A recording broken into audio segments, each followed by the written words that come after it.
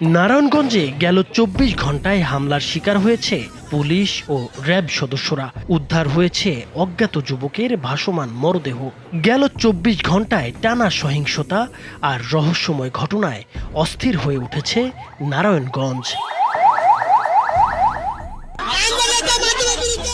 মঙ্গলবার ভোরে নারায়ণগঞ্জের রূপগঞ্জে অভিযান চালিয়ে শামীম মিয়া নামের এক যুবদল নেতাকে গ্রেপ্তার করে পুলিশ।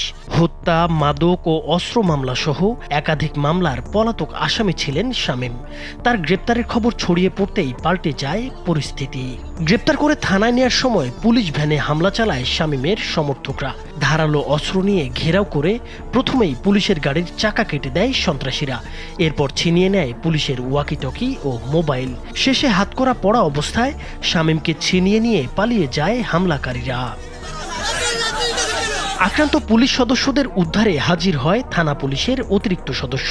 ৭ রাউন্ড ফাঁকা গুলি ছুড়ে পরিস্থিতি নিয়ন্ত্রণে আনেন তারা।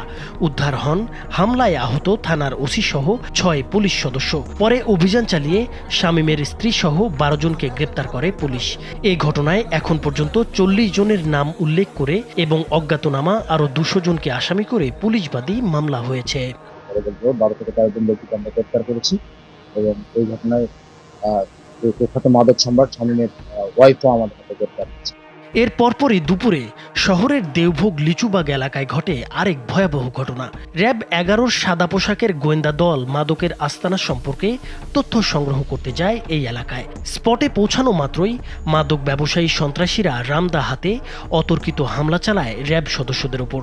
মাথায়, হাতে ও শরীরের বিভিন্ন স্থানে রামদায়ের কোপে আহত হন ৩ র্যাব সদস্য। গুরুতর আহত এসআই নজিবুলকে উন্নত চিকিৎসার জন্য নেওয়া হয় ঢাকা মেডিকেল কলেজ হাসপাতালে। হামলার জবাবে দ্রুত সাঁড়াশি অভিযানে নামে র্যাব। রাতেই দেওভোগের ২টি বাড়িতে তল্লাশি চালিয়ে উদ্ধার করা হয় ২৩৫ কেজি গাঁজা, ১১,০০০ পিস ইয়াবা। জব্দ করা হয় পিস্তলের কয়েক রাউন্ড গুলি, ছুরি, চাপাতি, রামদা ও চাইনিজ কুড়াল সহ বিপুল পরিমাণ দেশীয় অস্ত্র। জব্দ করা হয় ড্রোন, সিসি ক্যামেরা এবং নগদ প্রায় ১২ লাখ টাকা।